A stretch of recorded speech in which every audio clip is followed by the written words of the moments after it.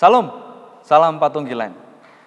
Bapak, Ibu, dan Saudara yang dikasihi Tuhan, pada saat ini kita kembali bersama-sama bertemu di ibadah minggu kita pada saat ini. Maka mari sebelum kita bersama-sama memulai ibadah minggu kita pada saat ini, dan secara khusus ketika kita akan membaca serta merenungkan firman Tuhan, mari kita berdoa terlebih dahulu. Kita berdoa. Hati kami limpah dengan syukur, mulut kami pun begitu limpah dengan syukur atas segala kebaikan Tuhan yang terjadi dalam kehidupan kami. Bersyukur atas setiap kemurahan Tuhan yang telah terjadi. Dan pada saat ini pula kami bersama-sama bersyukur atas penyertaan Tuhan, sehingga kami pada saat ini dapat bersama-sama menyatukan hati, memuji, mempermuliakan nama Tuhan. Dan jika sejenak ya Tuhan, kami akan membaca serta merenungkan sabda-Mu. Tuntun sertai kami, terangi kami dengan hikmat kebijaksanaan yang datangnya dari Tuhan semata, sehingga kami mampu untuk mengerti maksud firman Tuhan dan dapat kami lakukan di dalam kehidupan kami. Bersabdalah ya Tuhan, kami siap untuk mendengarkan. Amin. Jemaat yang kasih Tuhan, mari kita membuka Alkitab kita dari Injil Yohanes pasal yang ke-14. Injil Yohanes pasal yang ke-14 ayat 15 sampai 21. Yang demikian bunyi firman Tuhan. Yesus menjanjikan penghibur. Jikalau kamu mengasihi aku, kamu akan menuruti segala perintahku. Aku akan minta kepada Bapa, dan Ia akan memberikan kepadamu seorang penolong yang lain, supaya Ia menyertai kamu selama-lamanya, yaitu Roh kebenaran. Dunia tidak dapat menerima Dia, sebab dunia tidak melihat Dia dan tidak mengenal Dia. Tetapi kamu mengenal Dia, sebab Ia menyertai kamu dan akan diam di dalam kamu. Aku tidak akan meninggalkan kamu sebagai yatim piatu. Aku datang kembali kepadamu. Tinggal sesaat lagi, dan dunia tidak akan melihat aku lagi. Tetapi kamu melihat aku, sebab aku hidup dan kamu pun akan hidup. Pada waktu itulah kamu akan tahu bahwa aku di dalam Bapa-Ku dan kamu di dalam aku dan aku di dalam kamu. Barang siapa memegang perintahku dan melakukannya, dialah yang mengasihi aku.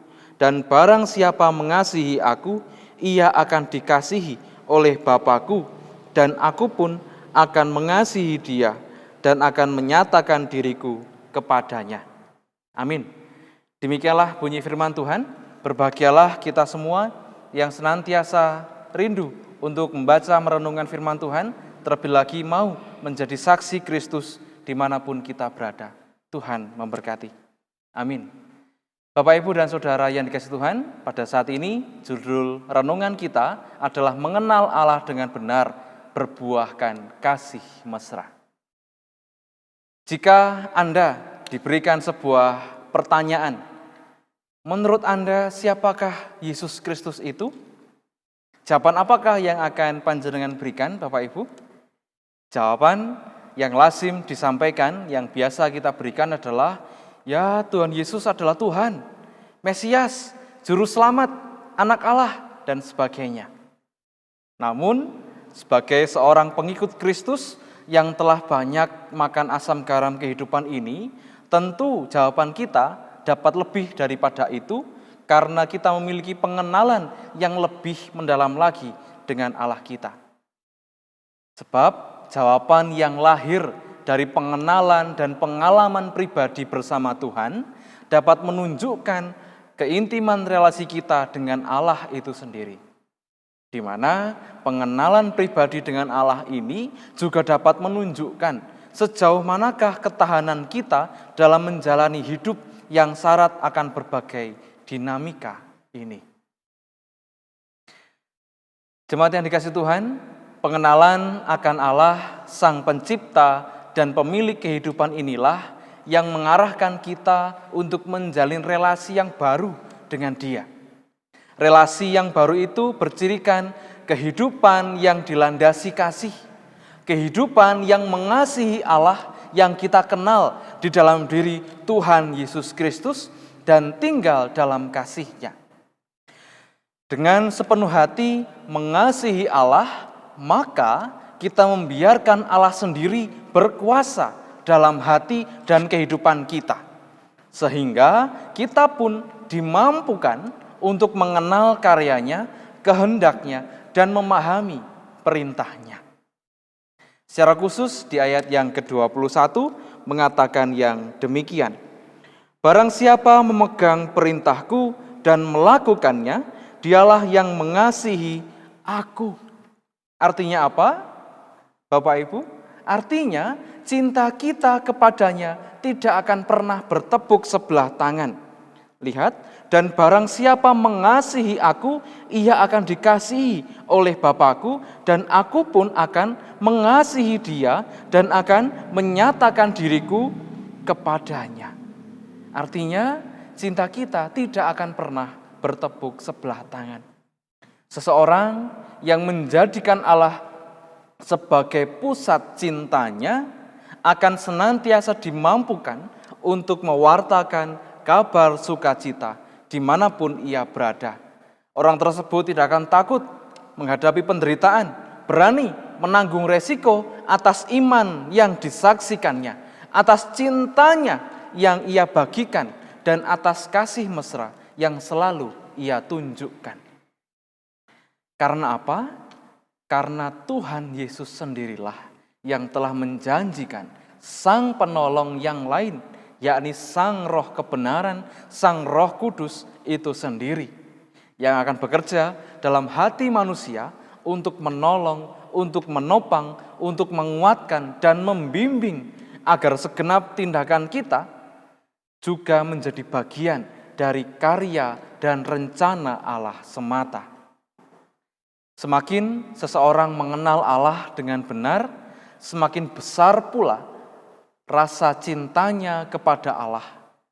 Kita yang telah mengenal Allah dalam segala karya, penyertaan dan berkat-Nya dalam hidup ini pun harus dapat menunjukkan keterlibatan kita dalam mewujudkan kebaikan dan rencana kasih-Nya. Amin. Jemaat yang dikasihi Tuhan, setelah kita bersama-sama membaca serta merenungkan firman Tuhan, maka mari pada saat ini kita mengambil saat teduh, kita berdoa bersama-sama. Mari kita berdoa.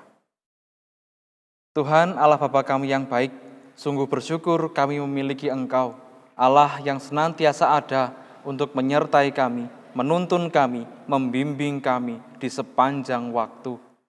Bapa yang baik, kami bersyukur atas setiap penyertaan-Mu dalam kehidupan kami. Sehingga ya Bapa, pada saat ini kami serahkan kembali kehidupan kami hanya ke dalam tangan kuasa-Mu. Kiranya Engkau sendirilah yang senantiasa memampukan kami untuk dapat bersaksi demi kemuliaan nama Tuhan semata. Mampukan kami, perlengkapi kami ya Bapa, untuk dapat benar-benar melayani Tuhan, mewartakan kabar keselamatan, kabar sukacita yang datangnya dari Tuhan semata. Mampukan kami supaya kami dapat menjadi hamba-Mu yang sejati. Bapa yang baik, pada saat ini pula kami bersama-sama menyatukan hati untuk kondisi bangsa dan negara kami yang tengah dilanda pandemi virus COVID-19. Kiranya Engkau sendirilah ya Bapa yang senantiasa berkarya di tengah setiap usaha pemerintah dan juga setiap usaha tim medis, dokter, perawat, bidan dan lain sebagainya yang tengah bersama-sama berjuang melawan pandemi virus COVID-19 ini.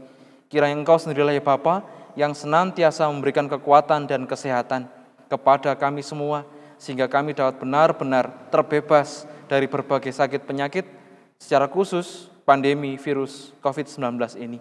Kami serahkan setiap umat Tuhan dimanapun mereka berada, yang pada saat ini harus beribadah di rumah masing-masing. Kiranya Engkau sendirilah ya Bapa yang senantiasa menyertai, menuntun, membimbing, memberkati, sehingga iman keyakinannya tidak pudar dan luntur, namun semakin hari semakin tumbuh teguh, kokoh, penuh hanya kepada Tuhan semata.